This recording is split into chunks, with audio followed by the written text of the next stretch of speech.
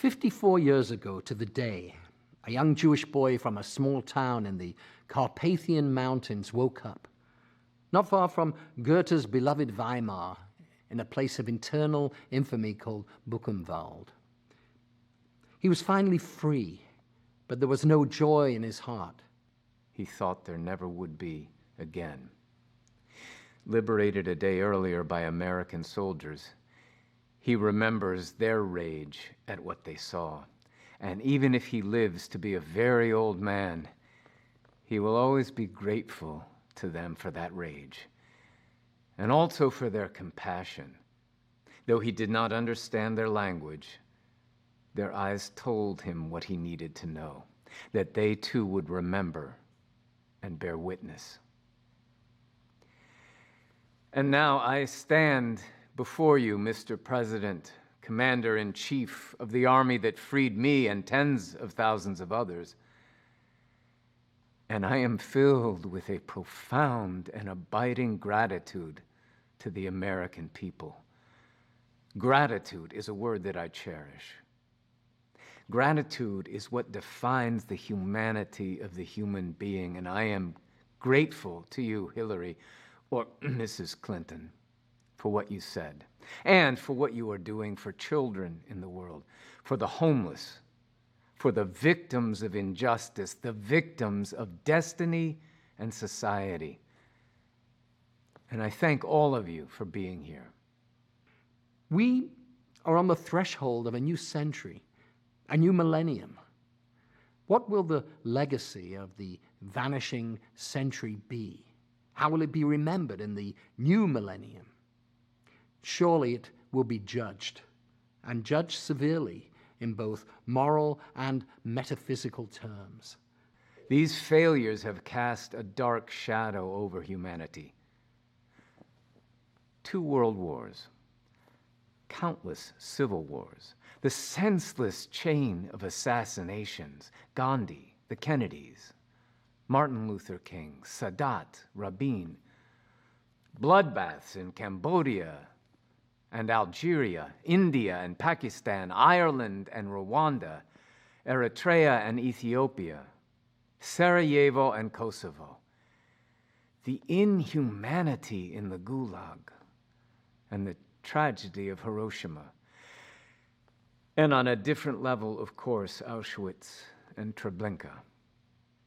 So much violence, so much indifference. What is indifference?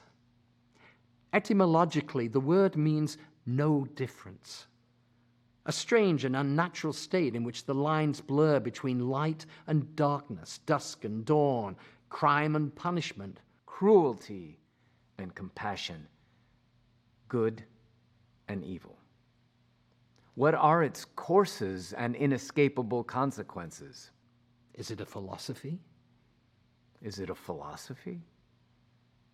Is there a philosophy of indifference conceivable? Can one possibly view indifference as a virtue? Is it necessary at times to practice it, simply to keep one's sanity, live normally, enjoy a fine meal and a glass of wine, as the world around us experiences harrowing upheavals? Of course, indifference can be tempting. More than that, it is seductive. It is so much easier to look away from victims. It is so much easier to avoid such rude interruptions to our work, our dreams, our hopes. It is, after all, awkward, troublesome to be involved in another person's pain and despair. Yet for the person who is indifferent, his or her neighbor are of no consequence, and therefore their lives are meaningless. Their hidden or even visible anguish is of no interest. Indifference reduces the other to an abstraction. Indifference elicits no response. Indifference is not a response. Indifference is not a beginning. It is an end. And therefore, indifference is always the friend of the enemy, for it benefits the aggressor, never his victim, whose pain is magnified when he or she feels forgotten. The political prisoner in his cell, the hungry children, the homeless refugees, not to respond to their plight, not to relieve their solitude by offering them a spark of hope, is to exile them from human memory. And in denying their humanity, we betray our own. Indifference, then, is not only a sin, it is a punishment.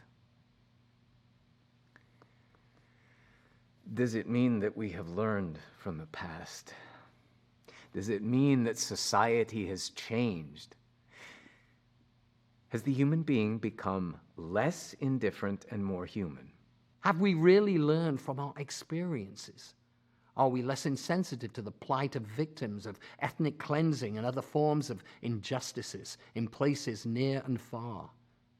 Is today's justified intervention in Kosovo, led by you, Mr. President, a lasting warning that never again will the deportation, the terrorization of children and their parents be allowed anywhere in the world? Will it discourage other dictators in other lands to do the same? What about the children? Oh, we see them on television. We read about them in the papers. And we do so with a broken heart. Their fate is always the most tragic, inevitably. When adults wage war, children perish. We see their faces, their eyes. Do we hear their pleas? Do we feel their pain, their agony? Every minute, one of them dies of disease, violence, and famine. Some of them, so many many of them, could be saved. And so once again, I think of the young Jewish boy from the Carpathian Mountains. He has accompanied the old man I have become throughout these years of quest and struggle. And together we walk towards the new millennium, carried by profound fear, an extraordinary hope.